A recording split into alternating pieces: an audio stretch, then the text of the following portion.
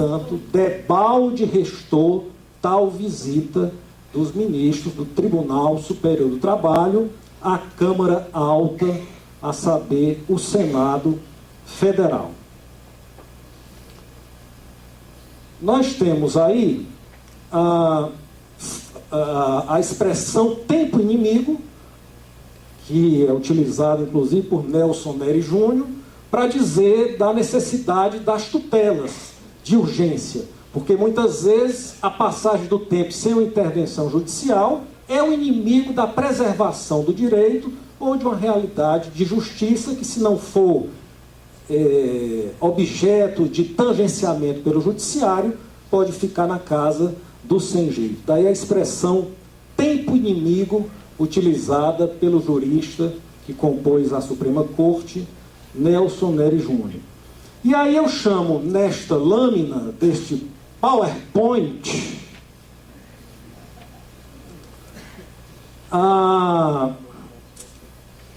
o rol das fases em que é possível a aplicação da tutela provisória. Eu digo que em todas as fases do processo. Nós aprendemos lá nos bancos da faculdade, nas cadeiras de processo civil e do trabalho, que existe a fase petitória, probatória, decisória, concursal. Então, em todas as fases cognitivas, por exemplo, como eu menciono aí no quadro, quer seja a postulatória, inicial, contestação, formação da tríade processual, quer seja na probatória, na instrução do processo, é possível, dependendo da situação, a ideia de uma tutela provisória para salvaguardar determinado direito. Isso continua valendo no processo do trabalho. No plano recursal, digo eu aí na letra A1 do nosso PowerPoint, que se poderia obter efeito suspensivo ao recurso ordinário. Quanto de nós aqui, os que viemos da segunda instância, lá do TRT, recebemos um recurso, uma cautelar para dar efeito suspensivo ao recurso ordinário. Ou seja, a regra é o efeito apenas devolutivo. Os efeitos suspensivo e devolutivo, no processo de trabalho, a regra apenas o devolutivo. Então, vinha ou vem o advogado e entra com uma peça que ele chama de uma cautelar para dar efeito suspensivo àquele recurso ordinário. Hoje, eu lhes digo que isto é uma impropriedade técnica. E por quê? Porque não existe mais a ação cautelar. Quem está dizendo isso não sou eu, é o novo CPC. O CPC fez um rol de 3 ou 4 tipos de cautelares, arresto, sequestro, mais um ou outro, e lá na frente fez menção a uma cautelar de coleta prévia de prova para que não se perca a oportunidade de fazê-lo, ou produção antecipada da prova. Mas o processo cautelar, que tinha um livro próprio, acabou, não existe mais. Então, como é o nome dessa peça que se quer dar efeito suspensivo ao recurso ordinário? Seria uma cautelar? Não, porque não existe mais o processo cautelar. Talvez fosse uma tutela antecipada, antecedente, incidente, recursal. É um nome grande, né? Mas, na verdade, é o que vai na trilha do proposto pelo novo Código de Processo Civil. Como é que nós vamos passar a chamar doravante e vamos também preparar o PJE para entender tudo isso? Só o tempo dirá. Mas não há mais, na pureza da expressão do Código de Processo Civil, uma ação cautelar para dar efeito suspensivo ao recurso ordinário. Você pode até aceitar, entender que não mudou nada, mas você vai estar se baseando no Código de 1973, porque pelo novo não há mais cautelar. E a CLT não prevê, então, de onde você está tirando esta cautelar para dar efeito suspensivo?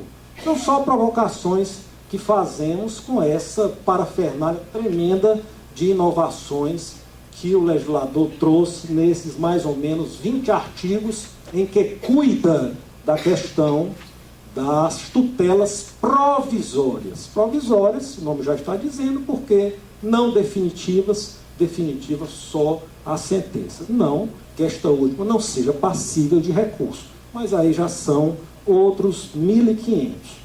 Então, por exemplo, para dar esse efeito suspensivo, o artigo 1029, parágrafo 5º do CPC, previu um procedimento, e que não é uma ação cautelar. E se vamos utilizar na Justiça do Trabalho ou não, o tempo dirá. Mas há previsão no CPC novo. E o que é que eu digo mais para vocês? Que a instrução normativa do TST que saiu ano passado, assim que veio a baila do CPC, incluiu as tutelas provisórias como passíveis de aplicação ao processo do trabalho.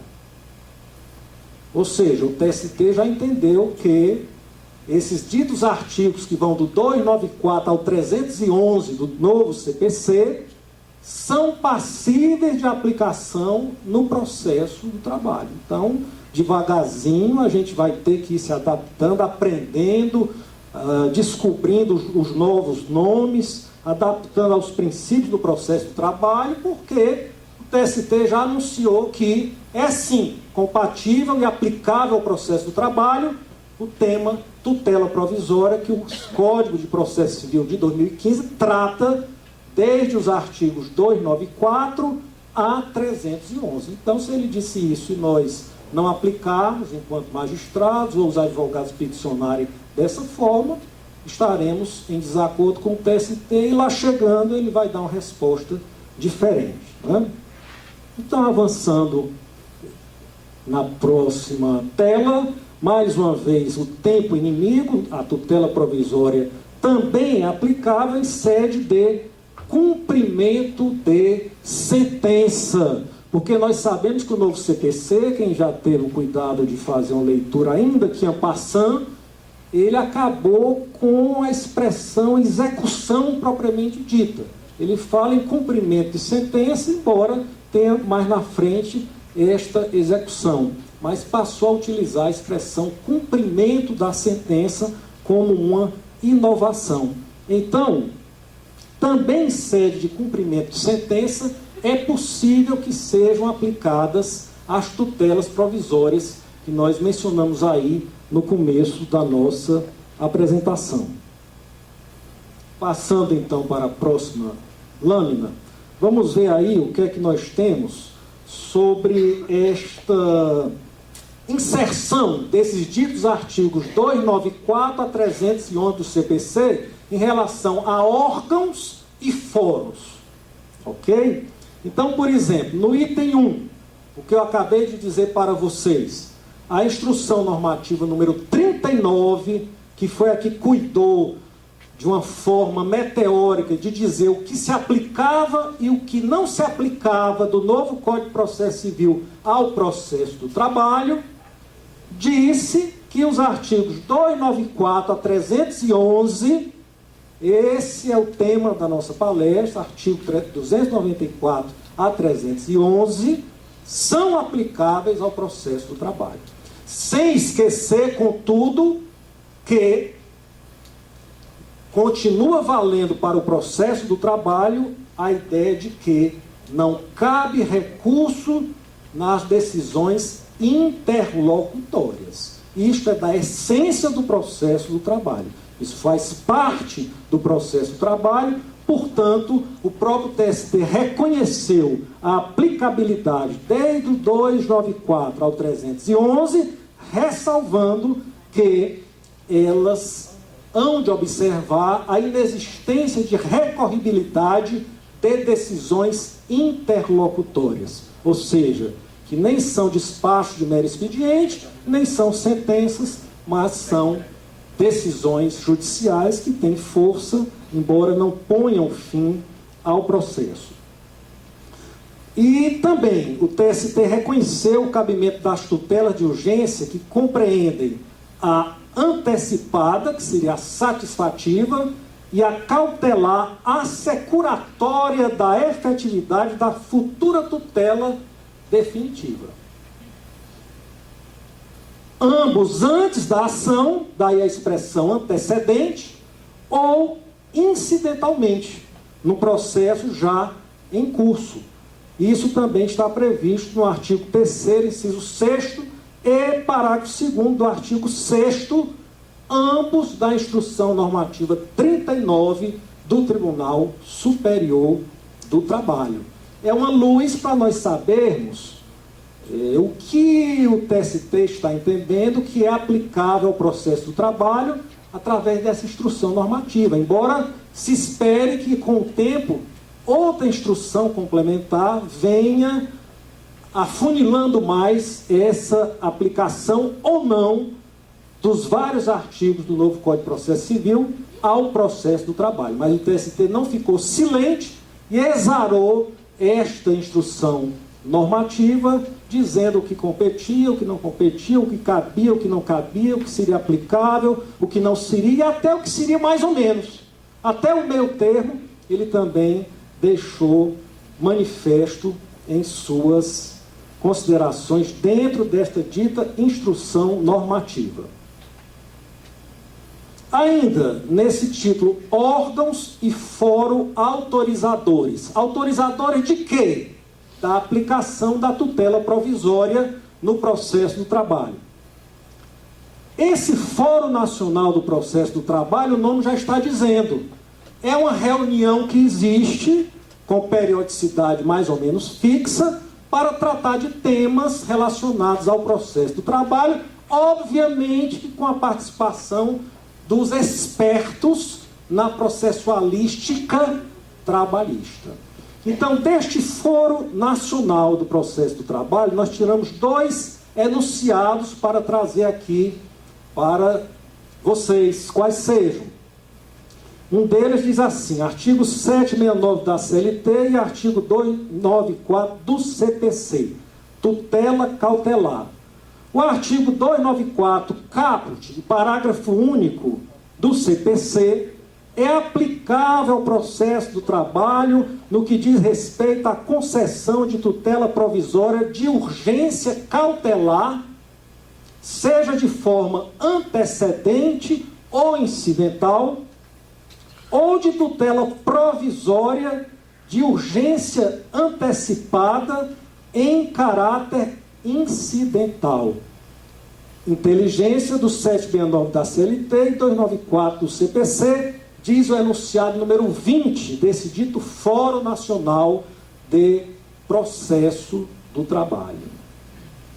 E aí eu lanço uma pergunta a título de provocação. Por que não mencionou a tutela provisória de urgência antecipada antecedente? O fórum não mencionou a pertinência dessa forma de tutela provisória prevista lá naquele quadrozinho inicial que eu mostrei no primeiro slide. Certamente porque entendeu que não é pertinente, embora eu lhes diga que autorizar a entender que é pertinente, sim, a tutela provisória de urgência antecipada antecedente. Mas ainda em consonância com fóruns autorizadores, o enunciado 21 diz, artigo 769 da CLT e 297 do CPC, nas tutelas de urgência, autorizado pelo geral de cautela, o juiz poderá conceder tutela diversa da pleiteada para assegurar resultado prático à demanda e, principalmente, para asseguração de direitos e garantias fundamentais.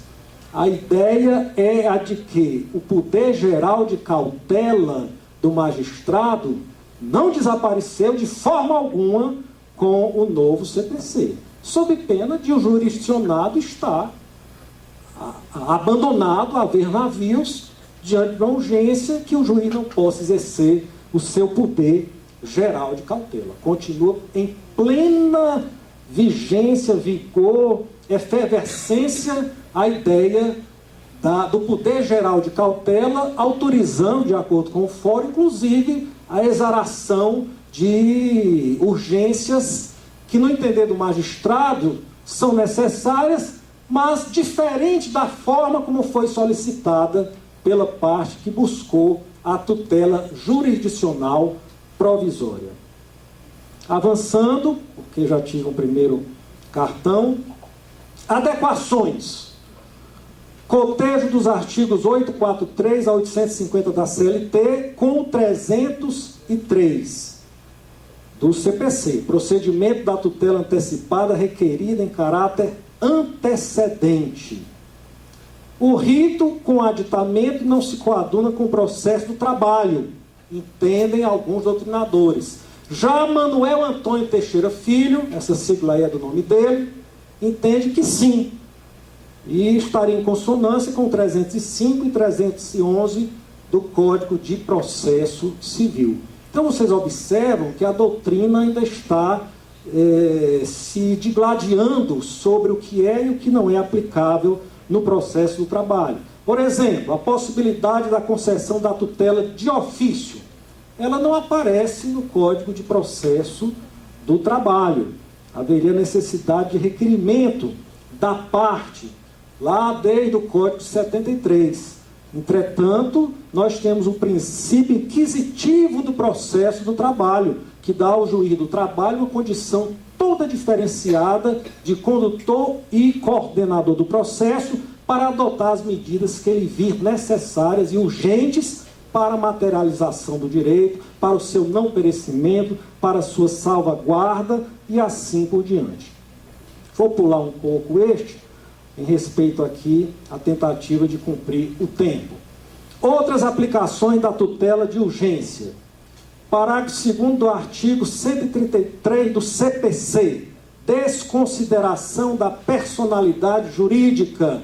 A dita instrução normativa 39 do TST, por mim já mencionada, diz que se aplica a desconsideração como está no novo CPC, a disregard of the legal entity, ou teoria da superação, ou teoria da penetração, como um ou outro pode preferir assim chamar.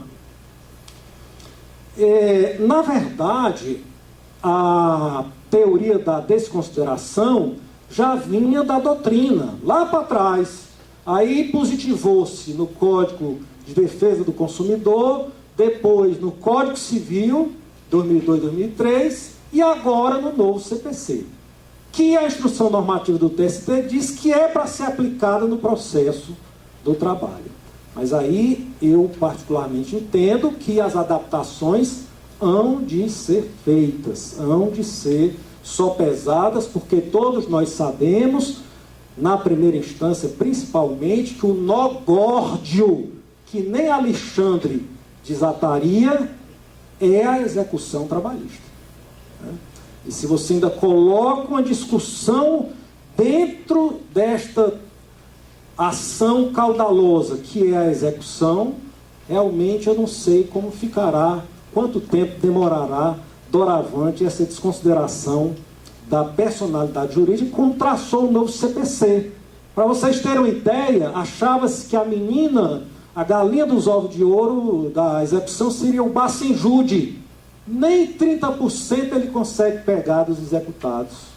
Nem Bacenjude, nem Renajude, nem Infojude, nem Miajude.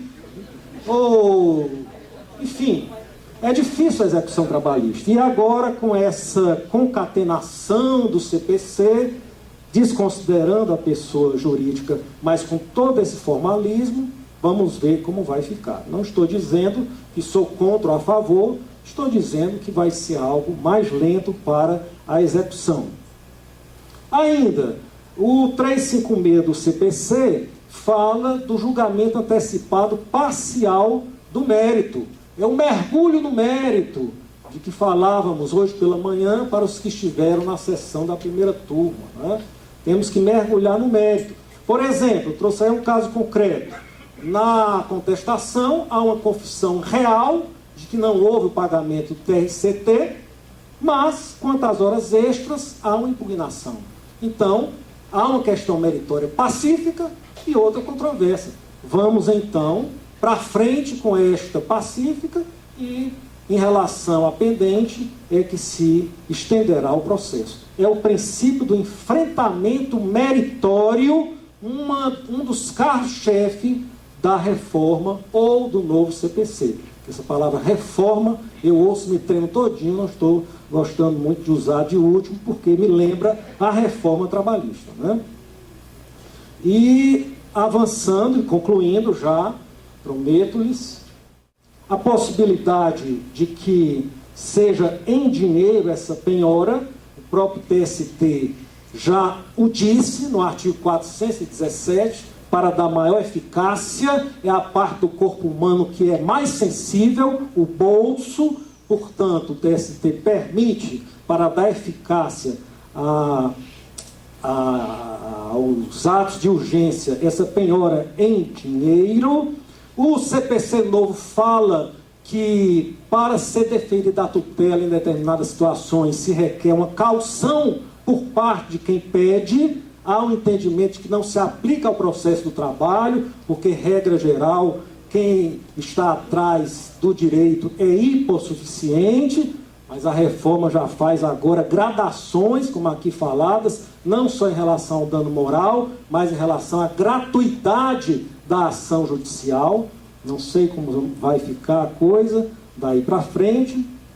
E nós temos também a questão, que aí eu já vou pulando algumas partes dessa tela, da estabilização da tutela antecipada, que ela está lá no artigo 304 do CPC. Qual é a diferença de efetivação para estabilização? Efetivar é dar cumprimento àquela decisão de urgência que foi tomada. Estabilizar é dar um caráter quase que de coisa julgada, embora tenhamos aí uma coisa julgada formal. E aí a parte que obteve essa estabilização, porque a requereu e o juiz entendeu que deveria conceder, ela, na verdade, está recebendo quase que uma sentença. Não é sentença porque é uma decisão, é uma tutela provisória. Mas se é pedida a estabilização e não há contestação da parte contrária, passados 2 anos, somente através de uma ação, para uns chamada de revisional, para outros do próprio recurso ordinário do processo do trabalho, para outros ainda uma rescisória, ainda que estejamos em sede de coisa julgada formal, falemos assim, né, se é que podemos. O fato é que essa estabilização é outra inovação do CPC, que o tempo dirá se aplicará ou não ao processo do trabalho, não vendo eu, a princípio, uma impossibilidade prática, uma vez que há situações em que realmente deve ser mantida aquela estabilização, como, por exemplo, numa transferência abusiva, em que houve a ordem para que o empregado retornasse ao seu local de origem. E para concluir, agora sim, embora tenha pulado bastante, eu vou para a tutela da evidência. Então, vejam bem, nós temos a tutela antecipada, antecedente ou incidental, cautelar antecipada ou incidental, tudo isso são de urgências ou cautelares, entre aspas, não processo cautelar, mas tutela cautelar. E nós temos a tutela da evidência. Evidência de quê? Aqui é mais ou menos aquela parte seguinte do 273 do Código de 73. Uma dificuldade que a parte ré propicia para ser notificado. O juiz, então, vai lá e antecipa a tutela como uma forma de punição. Está se escondendo para ser notificado? Então, o juiz, não como uma forma de urgência, mas como uma forma de punição e de efetividade de sua ordem judicial, ele dá aquela ordem de antecipação do direito. Não é uma questão de urgência, é uma questão de punição por aquele que litiga sem a boa-fé tão pregada pelo novo Código de Processo Civil. A tutela da evidência, portanto, é compatível com o processo do trabalho, deve ser, aos poucos, admitida no processo do trabalho, porque ela visa exatamente coibir tentativas de procrastinar o processo. E ainda, o legislador, ele falou numa situação de cabimento da tutela que para alguns não seria possível no processo do trabalho, para outros sim. Veja como a coisa ainda está muito em aberto, por isso é que eu disse que eu não vinha concluir nada, eu vinha só provocar. A questão do depósito, há lá um dos incisos do artigo que trata da tutela de evidência, que diz que no caso de a parte ter o depósito de determinado bem e criar dificuldade em devolver, o juiz pode se valer da tutela da evidência. Alguns entendem que no processo do trabalho isso não caberia de forma alguma, porque essa figura seria rara. Outros já citam, por exemplo, o fato de o empregado ter ficado com o mostruário do empregador. Ele é um vendedor empregado, estava na posse do mostruário, peças de valor, rescindiu-se o contrato e não houve a devolução. Né? Ou equipamentos eletrônicos, de que ele se valia para tomar o seu trabalho e dar, portanto, agilidade e eficácia à sua atividade.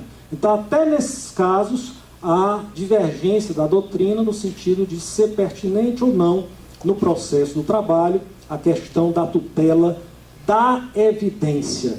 Da evidência de quê?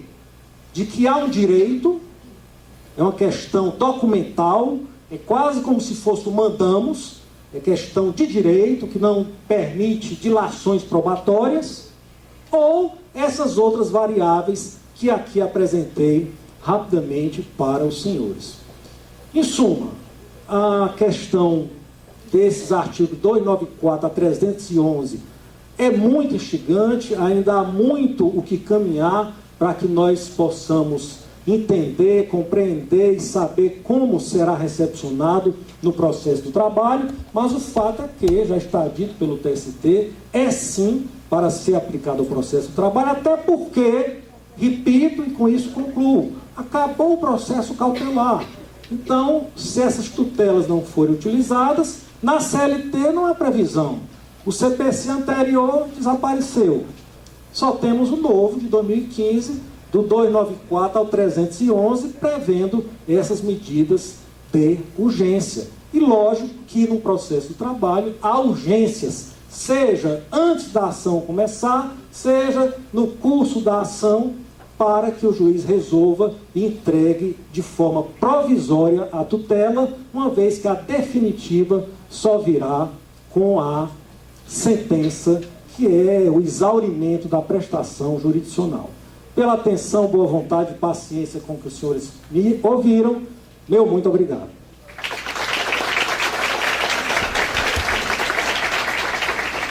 Bom, mais uma vez, boa tarde, doutora Roseli, desembargadora Roseli, em nome de quem cumprimento todas as autoridades aqui presentes, queridos servidores, colegas de primeiro grau, advogados. É muito essa pequena reforma trabalhista, né, como assim surgiu. Mas no tema me veio à tona aqui a possibilidade da aplicação, sim, dessa tutela no próprio processo do trabalho, porque nós temos o princípio da eficácia e da celeridade, né? Princípios esses que regem o processo trabalhista. E essa tutela, ao meu ver, com todo respeito de entendimentos contrários, ela vem exatamente para dar eficácia à celeridade. porque ela possibilita que você, de uma forma célere, de uma forma rápida, evidente, com as possíveis cautelas posteriores que você terá que adivinhar, a parte interessada será que apresentá-la durante a instrução do feito. Né? Então, eu entendo perfeitamente cabível e aplicável no processo de trabalho, até porque a CLT, conforme disse o professor Emanuel, ela é completamente omissa, ela não trata disso. E o artigo 15 do novo CPC é expresso, quando determina, em caso de omissão da CLT, de forma supletiva e subsidiária, a aplicação do novo CPC.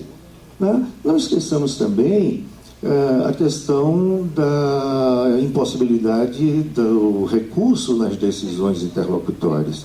E acredito que o TST também se preocupou disso através da súmula 414, quando ele, inclusive, diz do cabimento do mandato de segurança, quando essa decisão é proferida, e que, se você, logicamente, respeitando todos os requisitos do mandato de segurança, poderá atacar a decisão até antes da sentença de mérito, porque a partir do momento que a sentença de mérito for proferida, ela perde, o mandato de segurança perderá sua eficácia. Se não me engano, é o inciso 2º lá dessa súmula que nós colocamos.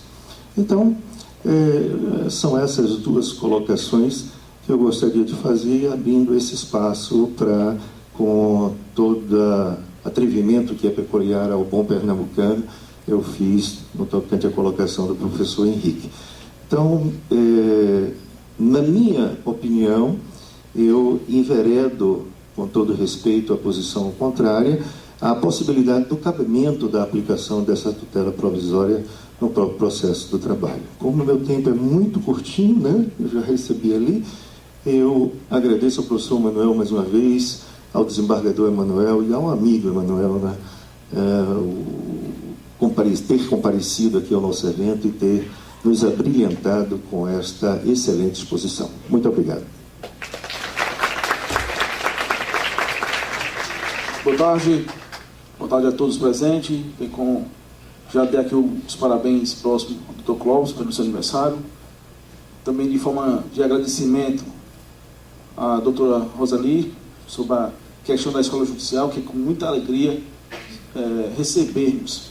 E bem como advogado, eu quero agradecer também pela indicação do Dr. Tasso Magno e bem como do vice Vladimir, aqui da subseção da OAB. O que dizer? Depois de uma aula, não temos muito a acrescentar, mas algumas considerações. Eu gosto, como advogado militante, já há quase 8 anos militando aqui na região, algumas considerações a serem feitas. Como bem considerou sobre a súmula 414 do TST, nós não vemos realmente a questão mais da ação cautelar, né? Só a indicação. Mas, quando nós utilizaremos a tutela antecipada, ou como se dizemos atualmente, a tutela provisória na nossa região? Porque eu estive durante 4 anos sendo procurador aqui do município de Juazeiro, e todas as vezes que eu peguei as ações das reclamatórias para se fazer uma contestação, não se deu nenhum provimento de antecipação de tutela. Ou seja, a gente temos a dificuldade de percebermos a efetividade realmente do Poder Judiciário no aspecto da Justiça do Trabalho, quando se trata justamente dessa tutela provisória. Porque nós sabemos que o CPC diz claramente que precisa-se ter um contraditório e ampla defesa. Como eu vou dar esse contraditório e ampla defesa de forma antecipada? Só que nós sabemos que a Justiça do Trabalho, ele veio para quê? Ele veio para solucionar, como o Dr. Clóvis colocou, uma forma célere, rápida. Só que às vezes a gente tem uns embates, umas complicações no âmbito trabalhista também. Eu posso citar vários casos que não se traz nenhum prejuízo quando o magistrado ele concede uma antecipação de tutela, não vejo nenhum prejuízo, até porque em algumas questões ela trata como natureza alimentar. Por exemplo, a liberação do FGTS e bem como do seguro-desemprego, que nós só vemos isso quando se trata na questão dos acordos que são homologados em juízo, é que nós percebemos que essa tutela provisória está sendo dada, vamos dizer assim, porque tem contestação, as partes estão presentes. Mas também nós sabemos que tem várias ações tramitando em que empresas aqui estão com várias demandas e que, consequentemente, elas demitiram sem justa causa e por conta de um pai de família que precisa realmente da necessidade de uma liberação do seu FGTS e do seu seguro-desemprego, é impedido porque primeiro tem que ouvir outra parte para saber se foi demitido sem justa causa, realmente, o segundo pediu demissão ou foi por justa causa. Então, as minhas considerações é em relação a essa tutela provisória. Ela tem que ser vista também no aspecto social. Tem que ver no âmbito em que se encontram, o que nós encontramos. E nós percebemos as dificuldades que nós encontramos em relação a isso também. Porque nós, como militantes da área, também vimos isso. Que a tutela provisória, ela tem que ser vista como um aspecto de eficácia. Então, eu fico aí com as minhas considerações e os meus agradecimentos. Eu sei que vocês já estão cansados. E o meu muito obrigado por isso.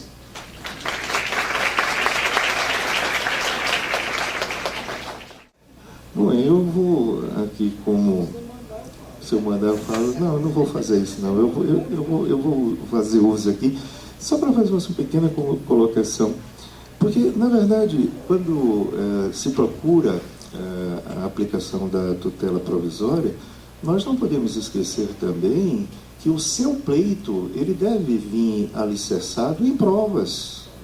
Não é simplesmente você chegar e dizer, não, o empregado foi demitido, nós sabemos que a empresa A, B ou C se encontra em situações difíceis, entrar com a ação e requerer a tutela provisória. É preciso que esse pedido venha respaldado da sua prova, para que possa o julgador ter ciência que realmente o desarte contratual ocorreu por iniciativa do empregador e sem o cometimento de uma falta grave por parte do empregado. Porque muitas vezes o que se apresenta para o julgador é exatamente isso. É um pedido de tutela provisória, mas sem o respaldo, sem a prova necessária para que se possa deferir de imediato a liberação dos depósitos fundiários ou mesmo um seguro-desemprego. Pronto, olha aí que coisa boa, eu consegui provocá-lo. Ok. De fato, é necessário que se saiba qual foi a forma pela qual aconteceu a terminação do contrato de trabalho. Há uma porque no artigo 7º da Constituição, o seguro-desemprego só cabe no caso de desemprego involuntário, ou seja, aquele que o empregado não pediu para sair ou não foi posto para fora com justa causa. Mas aí me veio à mente a questão também das chamadas máximas da experiência e do fato notório, que não podem ser desprezados. E eu aqui lhes dou um exemplo concreto como atuante na segunda instância, em que um determinado magistrado, titular da vara, inserido na comunidade, concedeu essas parcelas e, quando a sentença veio a ser prolatada, o juiz, que não era o titular, passou por lá e pegou o processo para julgar por uma contingência de férias ou que o seja, desconsiderou aquela situação. Aí é onde nós passamos a ter que levar em mente a questão do fato notório, aquilo que é do conhecimento da comunidade e que dispensa prova. As provas têm como destinatário o juiz, mas há certas circunstâncias fenomênicas ou fáticas que prescindem de prova. E também, doutor Clóvis, em relação à questão das decisões interlocutórias, de fato, elas não suportam no processo do trabalho qualquer recurso, é da essência do processo do trabalho. Não confundamos impugnações com recursos.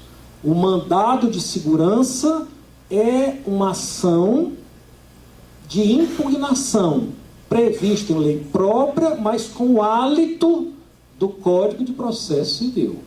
Então, ali, quando o juiz nega ou concede a tutela, poderá o tribunal, através do mandado de segurança, preenchidos os requisitos legais, rever essa posição. Interessante que antes era só quando o juiz concedia. Aí depois o entendimento mudou. Eu vou ser sincero para vocês, eu sempre achei que era nas duas situações. Sempre achei que era nas duas situações. Mas de último mudou a posição. Outro exemplo que eu lhes dou, da questão que mudou.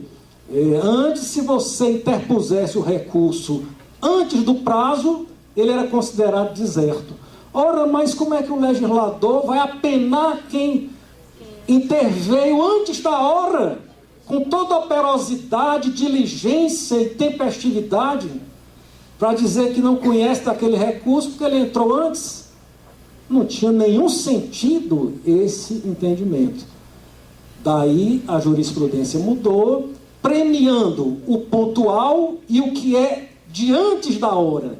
Né? Ora, se o pontual tem o seu recurso conhecido, quanto mais quem se antecipou e antes até mesmo do prazo interpôs aquele recurso. Então, só esses breves comentários sobre a questão que a decisão interlocutória é princípio do processo do trabalho, tanto que o TST ressalvou na Instrução Normativa 39, que nós mencionamos.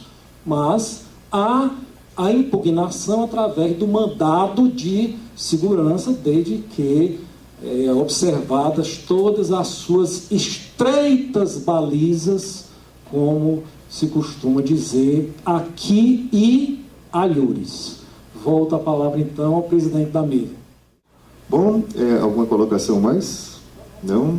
Só isso? Podemos encerrar, então? Ok, então, declaro encerrado esse painel. Faremos a entrega do troféu Padre Cícero. A Sua Excelência, o senhor desembargador do Trabalho, Emanuel Teófilo Furtado, membro do TRT da 7ª Região. Gentileza, doutor Emanuel. Troféu confeccionado pelo artesão Roberto Fonseca da Costa.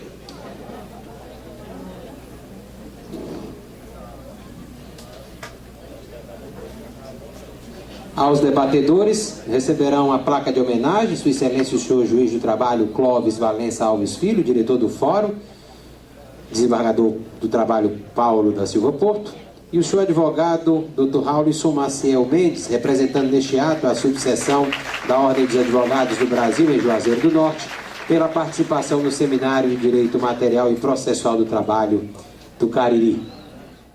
É pesquisador do Grupo de Pesquisa Trabalho, Constituição e Cidadania, da UNB, e do Grupo de Pesquisa Invisibilidade Social e Energias Emancipatórias em Direitos Humanos, da FDV, ambos com os respectivos registros no Diretório dos Grupos de Pesquisa do CNPq. Membro da Rede Nacional de Grupos de Pesquisas e Estudos em Direito do Trabalho e da Seguridade Social, e membro do Instituto de Ciências Jurídicas e Sociais, ICJS, de Belo Horizonte. Pesquisador, autor de livros e artigos e advogado. Então, com a palavra, doutor Cláudio. Boa tarde a todas, boa tarde a todos.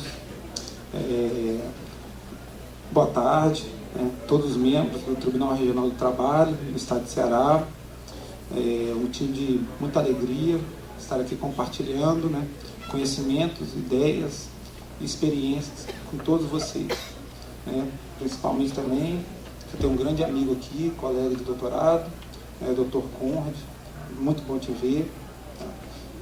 Também gostaria de agradecer a oportunidade de dividir essa mesa com o colega André, com o colega Patrick. Está sendo uma grande oportunidade. Nosso tema é terceirização. Falar em terceirização, nós temos que falar de terceiro. E falar de terceiro não é bom. Até porque ninguém quer um terceiro na sua vida, nem você. Falar em terceiro é falar em um estranho. Um estranho no casamento não é legal. Um estranho no contrato de compra e venda, nada agradável. Então, ou seja, em nenhuma perspectiva na sua vida você gosta de terceiro. Mas parece que no Brasil, pimenta nos olhos dos outros é refresco. E no caso do trabalhar hipossuficiente, é fácil. Então, falar de terceirização é falar necessariamente de algo estranho ao próprio direito do trabalho, porque ele desnatura o direito do trabalho, ele deforma o direito do trabalho, ele desconfigura o direito do trabalho. O direito do trabalho, como grande parte das nossas atitudes humanas, foi feito de forma bilateral. Marido-mulher, comprador-vendedor, né? Locatário-inquilino, aluno-professor, e por aí vai, né? Então, entendermos terceirização parte da premissa de que tem alguém ali de que não foi convidado para a festa, né? Imagina, você casa ou você está na festa do seu aniversário, quando você está andando no salão e você se depara com uma pessoa que não foi convidada. Automaticamente você vai pedir por quê? Segurança, retirar essa pessoa. Então, mais ou menos por aí, que também deveria ser analisada a terceirização. Só que no Brasil, esse estranho não só, né, permanece na festa, como agora é o protagonista. Agora, o terceiro virou, né, o dono do bolo. É ele que vai pegar o vestido da noiva e colocar. Então vamos lá. A terceirização, até o corrente ano, só era regulamentada na hipótese de trabalho temporário. Lei 6.019, de 74. Então você só permitia terceirização, né, a priori, quando fosse na hipótese tipificada nesta lei. Necessidade da empresa ou então atividade complementar. Porém, no começo do ano veio a lei 13.429. É óbvio que existia e existe a súmula 331 do TST, mas a lei 331 do TST foi elaborada justamente com base na lei 6.019 de 74. Então, o parâmetro legal era a lei 6.019 de 74. Né? O atual governo resolveu, então, debater, na perspectiva dele, né? Isso é importante dizer, a lei 13.429. E nessa lei, que inseriu mais de 30 modificações na Lei 6.019, alterações que incluíram artigos, inseriram letras, incisos e parágrafos. Então, ou seja, foi uma nova lei. Foi uma nova lei. Essa lei 13.429 modificou por inteira a Lei 6.019. Então vejamos bem, veio uma lei e modificou o trabalho temporário. Primeira perspectiva. Logo após, né, 6 meses, veio a reforma trabalhista, que na minha opinião, essa lei 13.429 já faz parte da reforma. Né? Era o início da reforma, mas já era a reforma. Depois veio a lei 13.467 de 17. Que automaticamente, além de alterar a CLT, também alterou a Lei 6.019 de 74. O artigo 2º da Lei 13.467 é expressa, altera a Lei 6.019 de 74. Além da lei do FGTS e da Previdência. Então, ou seja, uma única lei alterou 4 leis. Então, a primeira perspectiva que eu quero trabalhar com vocês é o caráter formal. Será que uma lei geral pode ter esse condão de alterar uma lei específica? Que foi o que aconteceu. Porque essa lei específica do trabalho temporário agora passou a regulamentar a terceirização na perspectiva geral. Né? A priori, é a mesma coisa que você pegar uma garrafa que cabe 500 ml e colocar 1 litro. Não comporta. É uma perspectiva que está sendo pouco analisada. Eu não vi, até hoje, no Brasil, uma situação como essa. Eu não sei se era necessidade de fazer uma reforma trabalhista a toque de caixa, com pressa, sem debate, de cima para baixo, mas eles não observaram isso aí. Né? Uma lei geral introduziu normas na perspectiva específica. Então, a lei 6.019, agora, de 74, regulamenta a terceirização de trabalho temporário e a terceirização de prestação de serviço. Não é mais uma lei agora específica. Então, a primeira coisa que tem que fazer, você rasga ali o preâmbulo da lei. Porque a lei é clara, regulamenta o trabalho temporário. Agora não regulamenta mais o trabalho temporário. Regulamenta agora 2 perspectivas de terceirização, trabalho temporário e trabalho de prestação geral.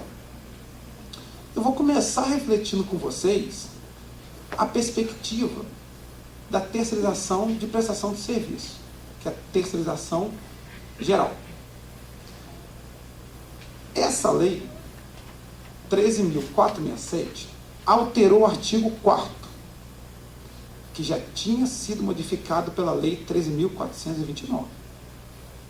Nós estamos falando, em menos de 6 meses, 2 alterações. 2 alterações gravíssimas, que deformam o direito de trabalho, desnaturam o direito de trabalho, desconfiguram o direito de trabalho. Porque permite a terceirização na atividade fim, tanto de trabalho temporário quanto de prestação de serviço. Será que essa perspectiva de você permitir, via lei específica, algo genérico, pode e deve ser considerado legítimo, constitucional? Pontes de Miranda jamais iria admitir tal fato. Para Pontes de Miranda, uma lei deveria ser analisada validade, existência e eficácia. Queria eu que ele estivesse vivo para nos ensinar o que ele tem que fazer diante de uma situação dessa. Segundo, veio essa lei, a lei 13.467 modificou pontualmente 4 artigos: 4º A, 5º A, 5º C e 5º D. Pergunto para vocês: é legítimo uma lei falar que trabalhador terceirizado não tem direito de isonomia salarial? Porque essa lei diz isso, que é uma faculdade do empregador ele pagar o mesmo salário. Que sociedade que a gente quer viver? Uma sociedade que transforma empregado, que é um ser humano como você, em invisível social? Porque terceirizado não tem nome. Terceirizado, em qualquer lugar que ele trabalhe, é o terceirizado. Não tem rosto, não tem sentimento, não tem sonho, só tem pesadelo. É permitido um trabalhador terceirizado, se a terceirização atingir 20% da empresa tomadora, frequentar local de alimentação, médico e ambulatorial diferente do empregado da tomadora? Imaginemos nós realistas o nível desses ambientes.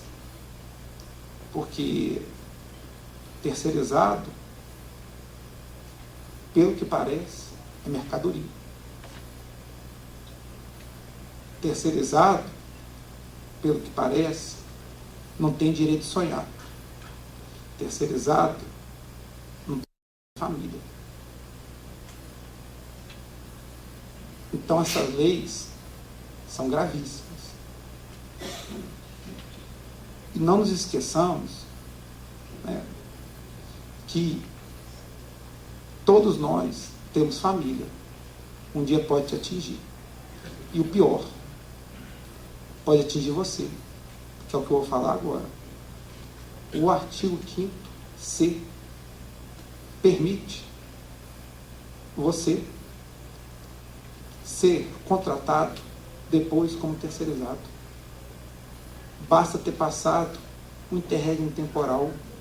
Aí eu te pergunto, você pode estar pensando assim, eu tenho interregno, né?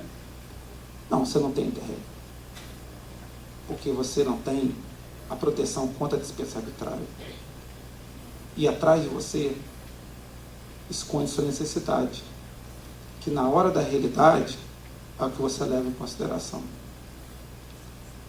Eu posso me atrever a falar, qualquer um desse auditório que estiver desempregado ou for mandado embora, e o empregador, o tomador, falar que você vai ficar informal um tempo ali, você vai aceitar. Você vai aceitar. Ora, nós estamos aqui diante de vários magistrados, diante de vários embargadores. Qual que é a demanda cotidiana aqui? O vínculo empregatício. A fraude no mercado de trabalho é o que impera. O descumprimento de norma trabalhista espontânea acontece dia após dia, noite após dia, dia após noite, café da manhã, janta, almoço. É isso que acontece. O Brasil está caminhando para se tornar a China da América do Sul. Já tem empresas do Paraguai, da Argentina e do Uruguai pensando em vir para cá. Vai ser a mão de obra mais barata. E o pior, né, que permitindo a terceirização de atividade fim, pode ser que daqui a pouco não tenha mais empresa com empregado.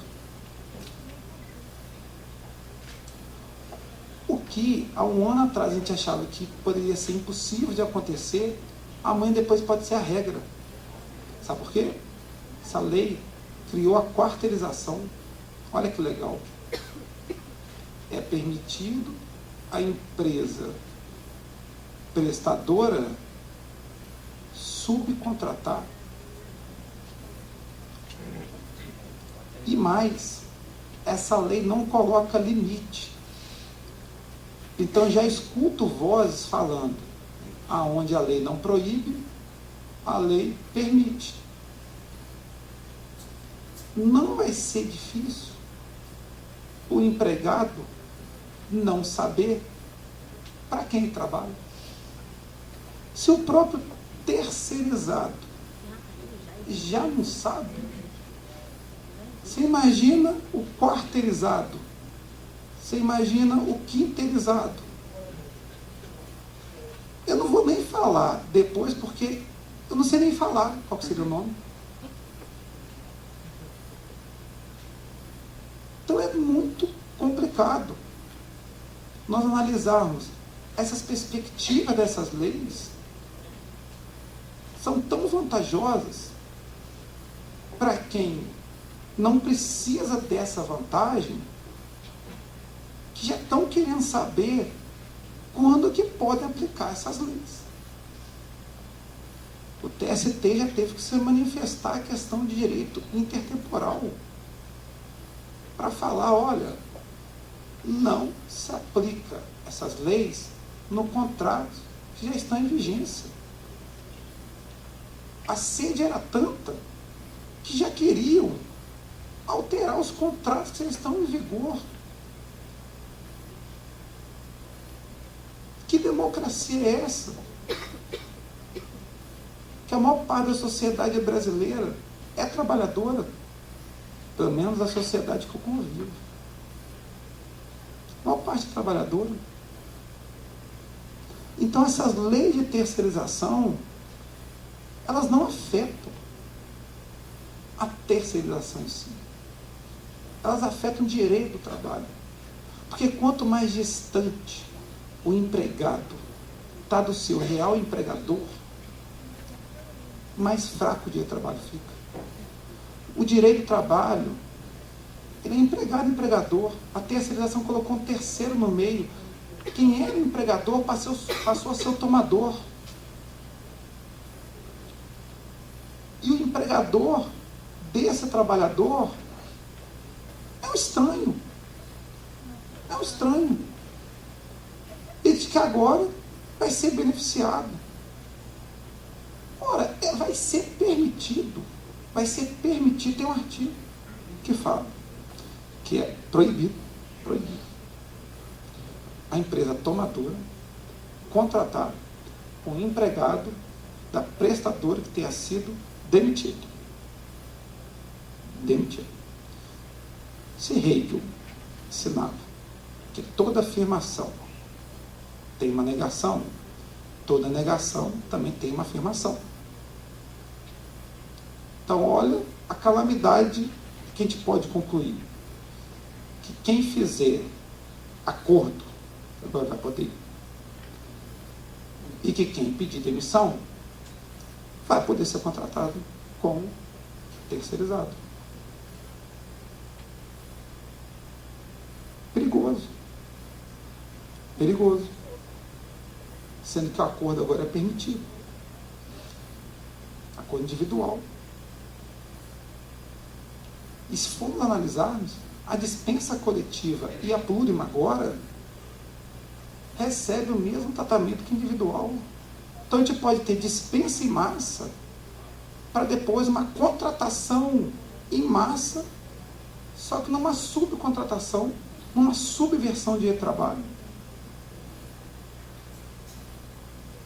O cenário para o direito do trabalho é perigoso. E ainda, o pesadelo não acabou. Você permite agora a terceirização em prestação de serviços de trabalhador rural. A lei não impõe limite. Imaginemos nós aqui no Ceará. Com certeza, você sabe da realidade melhor do que eu. Eu moro em Brasília. Brasília é uma cidade funcional. Estava conversando com os colegas ali. Aqui existe trabalho rural. Grande escala. Como que vai ficar esse trabalhador rural? Quem que vai ser o empregador dele? Se ele não sabe nem quando é bilateral, imagina se for trilateral. É triste. E a gente não pode esquecer que o Brasil precisa desse trabalhador. Mas agora também vai poder ter terceirização em atividade fim, em serviço público. Imaginemos nós chegarmos em um hospital, imagina um professor de colégio público, terceirizado.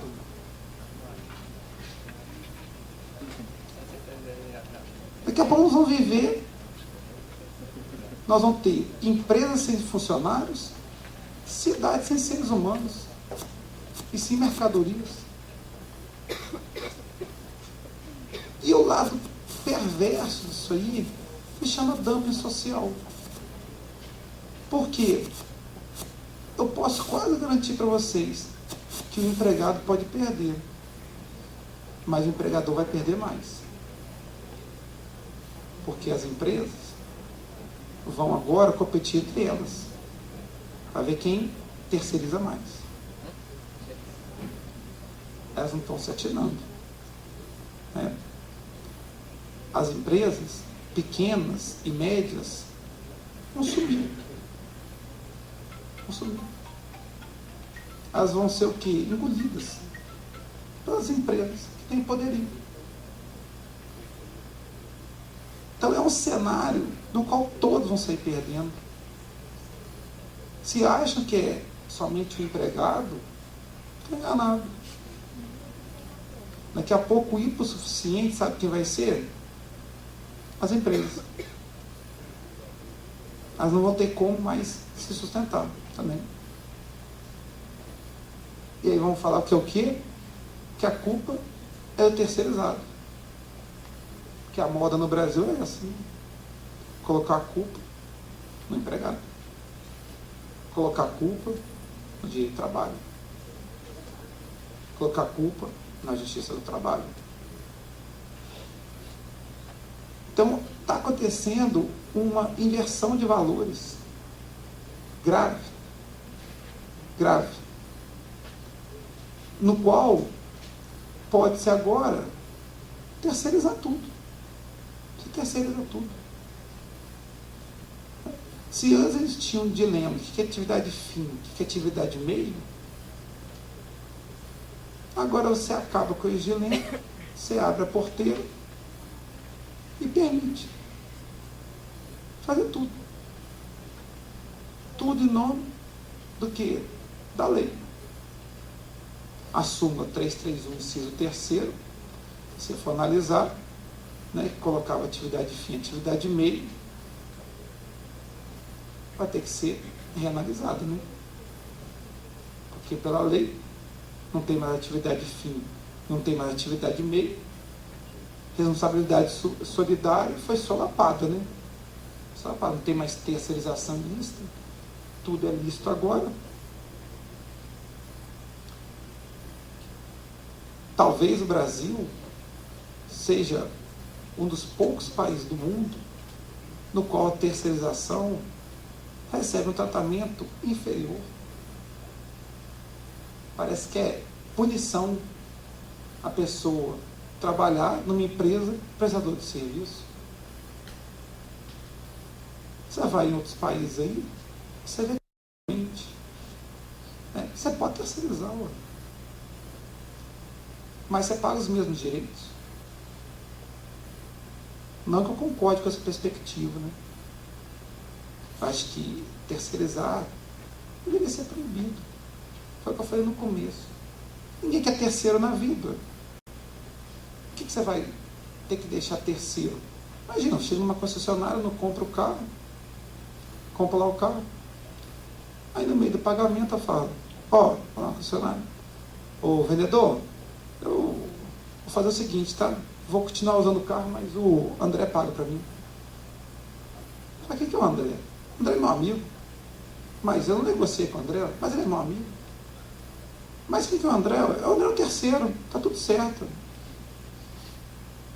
É uma conta que não fecha. Então a terceirização, né, a partir do momento que você é igual uma pipa, né? Quem solta a pipa sabe muito bem, quanto mais a pipa sobe, mais o controle você perde. E ainda corre o risco de alguém vir te passar o cerol, né? Cortar sua pipa. Que é que ainda pode acontecer com a terceirização, né?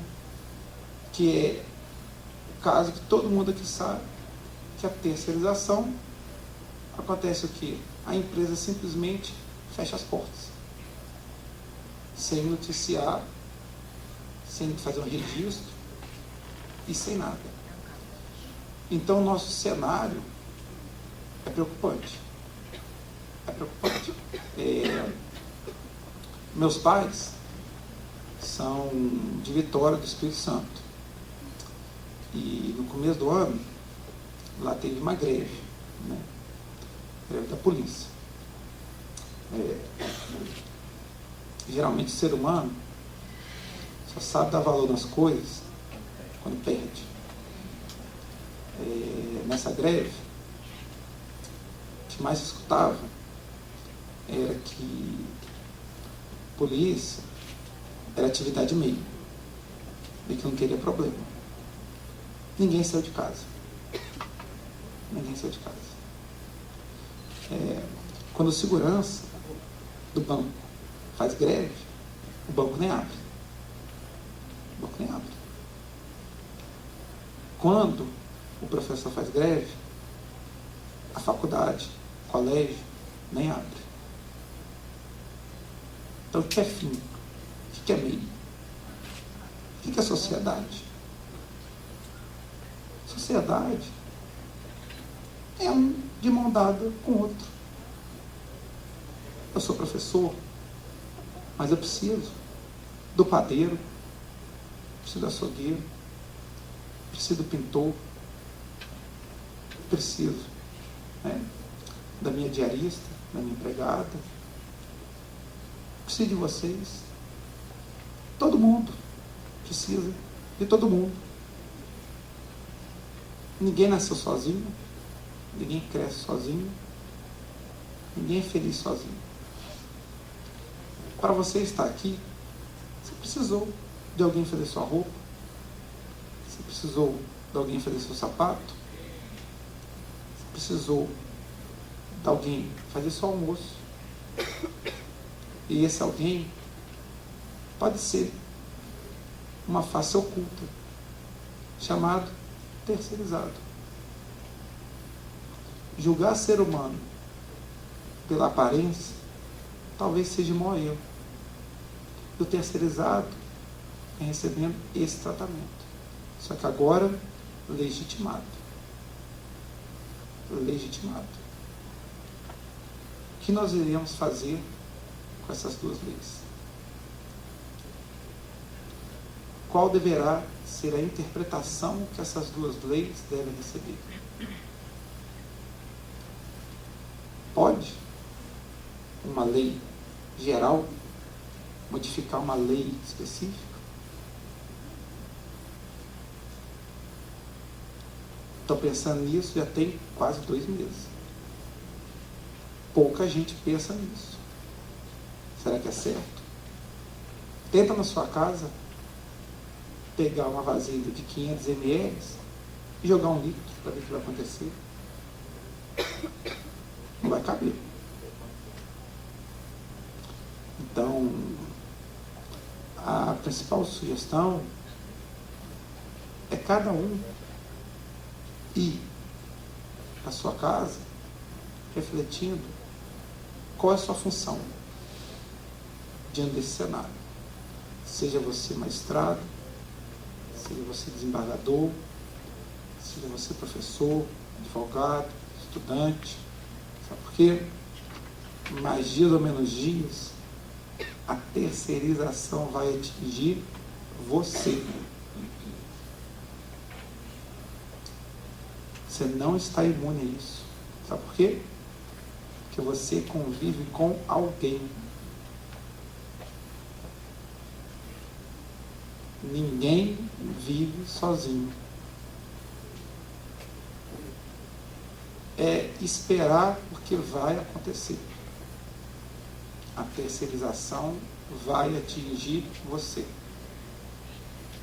E olha que legal. Agora, o trabalhador temporário tem o direito de receber uma anotação na CTPS dele, de que ele é temporário. Que legal.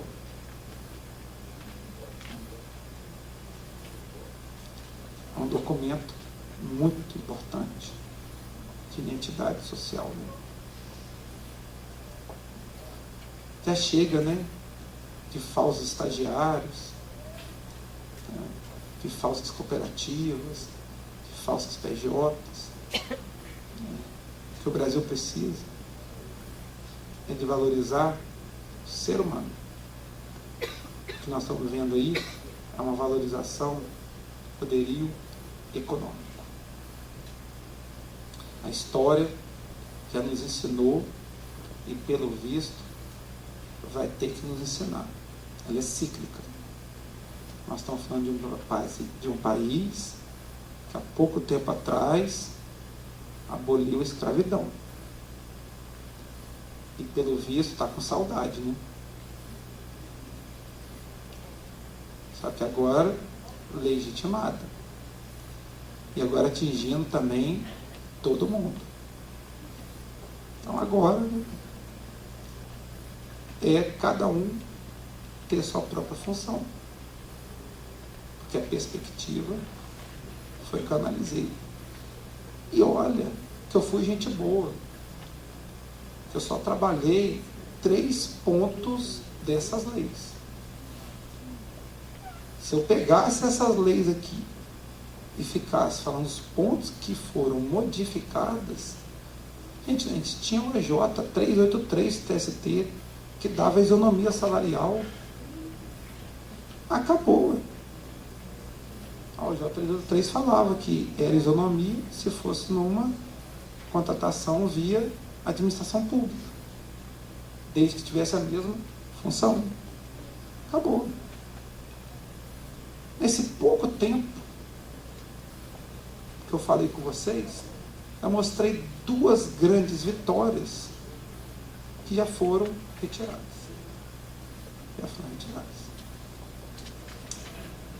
Eu espero um dia voltar aqui para ver meu unicórnio, né, numa situação melhor.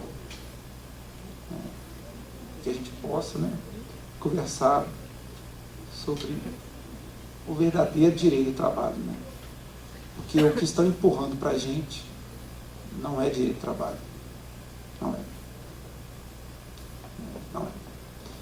Então agradeço a todos pela atenção, peço desculpa, né, pela reflexão, né, triste, né, desastrosa, mas, né, o convite foi feito. Eu aceitei, né? Então, tive que falar para vocês. Tá? Espero, de alguma forma, ter contribuído. Um forte abraço. Como consolo, né? Trouxe 2 livros para sortear para vocês. Um da pessoa, né? Existem 3 pessoas na minha vida, né, que eu sou muito grato. Professor Maurício Godinho, professor Gabriela Neves Delgado e o professor Márcio Túlio Viana. Então trouxe um livro do professor Márcio Túlio aí, de terceirização, né, já atualizado também para vocês, e trouxe um livro do novo CPC no processo do trabalho, também sorteado, né? Assim vocês não ficam tão bravos comigo.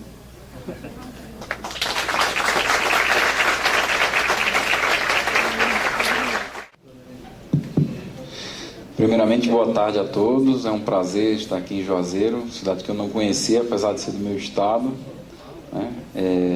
Não posso fazer outra coisa senão cumprimentar o professor Cláudio pelo brilhantismo e a profundidade com que tratou um tema de tamanha importância num momento como esse que a gente vive. E assim como ele ressaltou, eu não vejo como dissociar essa discussão da terceirização e as reformas que a regulamentação da terceirização sofreu da mais recente reforma trabalhista que nós tivemos também o prazer de ver comentada no painel que abriu os trabalhos. E elas se assemelham em vários pontos. Eu queria brevemente ressaltar apenas 3. Primeiramente, o ponto de vista sobre o aspecto político e até mais chocante do que o que ocorreu com relação à reforma trabalhista. Em relação à terceirização, nós tínhamos, do ponto de vista, um desrespeito ao processo político de construção das normas. Você teve um projeto de lei, o PL 4330, que já tinha sido discutido numa das casas do Congresso Nacional, um amplo debate em todos os meios possível de mídia, né, em que houve uma decisão política pela a possibilidade de terceirização na atividade fim, mas com maiores garantias ao trabalhador, e de supetão, após a mudança na condição do governo, se optou por pensar um projeto de lei da década de 90, que estava em uma fase mais avançada de discussão e votação, mas por uma composição do Congresso completamente diferente, uma sociedade completamente diferente, e optou-se, não há como usar outra palavra, oportunisticamente, em usar esse projeto de lei para aprovar essa lei que veio agora a viger.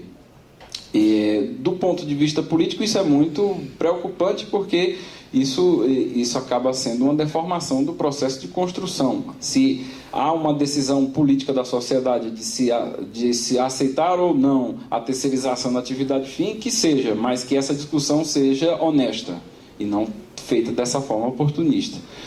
Sob o ponto de vista econômico, também é importante ressaltar que é bastante recorrente se ver a discussão como se direito do trabalho e economia fossem uma espécie de antíteses, e que na verdade não é. Quem vê a história do direito do trabalho sabe que o direito do trabalho é visto exatamente como um instrumento de reacionário de manutenção do status quo da economia. Não há explicação lógica para se entender como se poderia um processo produtivo em que há um intermediário, esse processo ser mais barato do que um processo em que não há intermediários, pela simples e lógica razão de que esse intermediário também, vivendo disso, tem que ter a mais-valia. Somente num contexto em que há dilapidação dos direitos daquele que é a ponta da cadeia, que é o trabalhador, é que se pode explicar isso. Nessa linha, eu estava comentando com o professor Cláudio que recentemente um amigo teve que se mudar, recebeu um convite para trabalhar nos Estados Unidos, né, que também é recorrentemente citado como um exemplo, e lá vai ser, aqui é empresário, e lá vai ser contratado de uma grande empresa.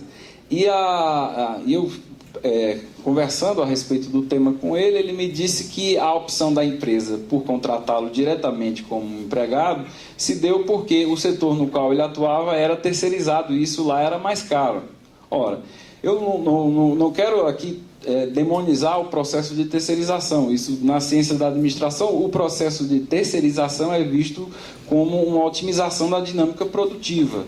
Agora, isso só se explica naquelas atividades que são de tamanha especialização que não justificaria eu fazer uma contratação direta. Você imagina numa empresa, uma padaria, por exemplo, que precisa gerar um sistema de tecnologia da informação, eu não preciso ter funcionários dessa área, portanto eu vou fazer uma contratação terceirizada. E que, portanto, na linha do que se entende no primeiro mundo, e que se pratica no primeiro mundo, esse processo, por ser especializado, ele é mais caro. Mas, na verdade, não é o que acontece no Brasil. No Brasil, se toma a terceirização como um fenômeno de baratização da mão de obra.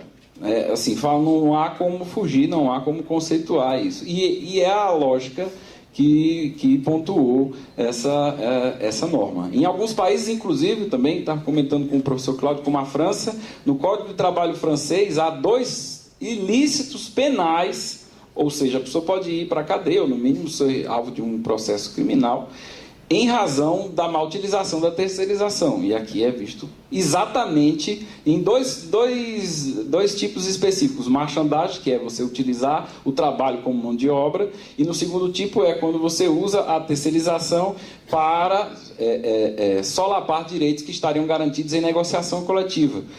Aqui é exatamente o quadro que nós encontramos generalizado no Brasil. E é exatamente isso que se quer carimbar com essa reforma.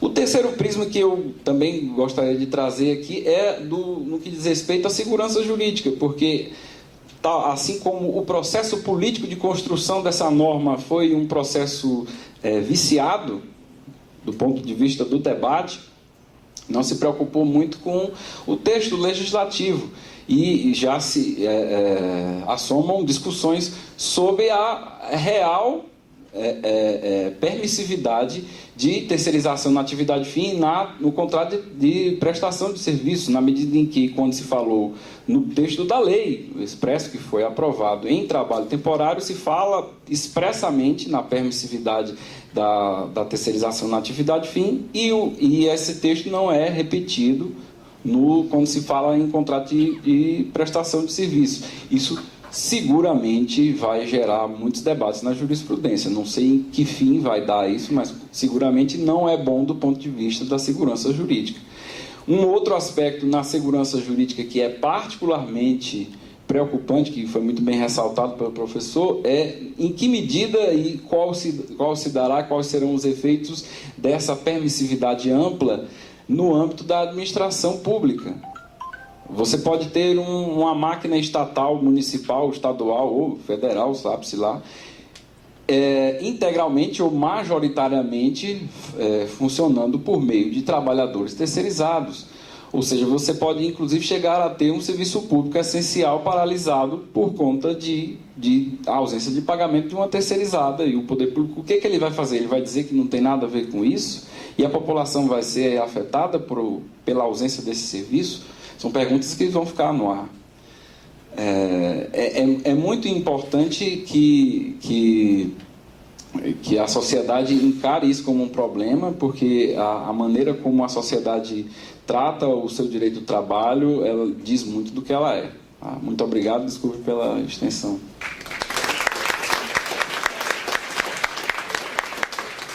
Excelentíssimos desembargadores, excelentíssimos juízes aqui presentes, colegas advogados, servidores do tribunal. É uma honra receber o convite de ladear tão ínclitos juristas, né? Não chego aos pés de vocês, com todo... estou lisonjeado, muito honrado de estar aqui. E eu gostaria, quebrando o gelo, dizer que a reflexão do doutor Cláudio, melhor dizendo, era para ter sido feita à meia luz, a um som de uma música, lá no Congresso, com todos os deputados, conscientes assim, eita, porque infelizmente a gente precisava dessa reflexão.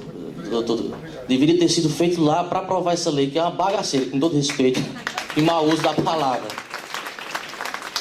A reforma trabalhista, copiando, como o senhor já falou, o ministro Maurício Godinho, é acabar com o mínimo civilizatório. Mínimo civilizatório. O que é o mínimo civilizatório no Brasil? É a Constituição, as convenções internacionais, tratados, e a nossa CLT e as leis infraconstitucionais. Conversando aqui com os colegas antes de entrar, e esses dias, inclusive com a doutora Marta Ottoni e com o doutor Alcântara Matos, disseram a mesma coisa. Patrick, a CLT foi criada lá em 1940, um tipo de válvula. Que válvula? A sociedade estava pegando fogo. Então vamos reconhecer um pouco de direito desse pessoal e calar a boca e segue a história, segue a vida. A válvula está indo para o espaço com essa reforma, pessoal. A válvula está indo para o espaço, né? O que eu, dessa reflexão, me preparei para falar de uma questão de constitucionalidade, e o que a gente vê hoje é que não tem mais CLT. O que vai viger é a lei da oferta e da procura. Princípio econômico e não de relação de trabalho. Exemplo, vamos dizer aqui uma rede atacadista dessas que temos aqui na região, vão terceirizar 200 repositores de mercadoria já tem a contratação, R$50 mil. Contrata ali, chega outra empresa, rapaz, eu te dou os mesmos 200 por R$48 mil. O que vai acontecer? Pessoal, rescinde o contrato, o ônus das rescisões é seu, eu vou ficar. Vai acabar, pessoal, com a questão de que todo mundo vai ser prestador de serviço. Não vai haver mais ascensão profissional. A demissão indireta vai acontecer de que forma? O empregador, não vou com a cara desse empregado terceirizado, resolve o teu problema lá com fulano, com o empregado, com a empresa, e eu traz outro. O empregado é uma mercadoria com vício? Pelo amor de Deus, né? É difícil a gente ver que isso está se operando da forma como ocorreu. Ora, o que é que aconteceu com a Constituição, pessoal? Artigo 170, vamos lá para os fundamentos econômicos do Tratado da Constituição. O que é parâmetro da ordem econômica? Está aqui. A busca do pleno emprego, valorização do trabalho. O que é que a gente está fazendo? O que foi que a gente aceitou de forma passiva nesses 6 meses aqui? Dilaceraram todos os direitos da sociedade, conquistas históricas. Não é? Uma pena. Verificando aqui outro dia, vamos partir para a situação local, mais uma vez. O dono da mercearia da esquina vai poder terceirizar. E ele tem como suportar o ônus da responsabilidade subsidiária? Vamos frustrar os direitos trabalhistas. Se as empresas, os grandes conglomerados econômicos que se utilizam mais e mais, que a gente vê aqui bancos, supermercados, empresas de vigilância, que se utilizam da mão de obra terceirizada na atividade meio, a gente já vê aqui que a frustração que é para conseguir garantir direitos dos pais de famílias, né? Então, eu espero que a gente não chegue a se tornar a Venezuela, né? Com essa revolução. Doutora Marta, a válvula foi para o espaço, está pegando fogo tudo aí, certo? E a gente vai entrar no caos. A gente vai entrar no caos, né? A fragilidade das profissões, você não precisa mais ser vinculado à categoria do tomador de serviço, fragiliza as relações sindicais. Todo mundo vai estar na vala comum de ser prestador de serviço terceirizado. Não vai ter mais o técnico de informática, não vai ter mais o padeiro, não vai ter... Não, todo mundo é prestador de serviço. Para prestar serviço específico e determinado. Quando você terminar de prestar serviço específico e determinado, tchau e benção, como dizia meus ancestrais lá no Pernambuco.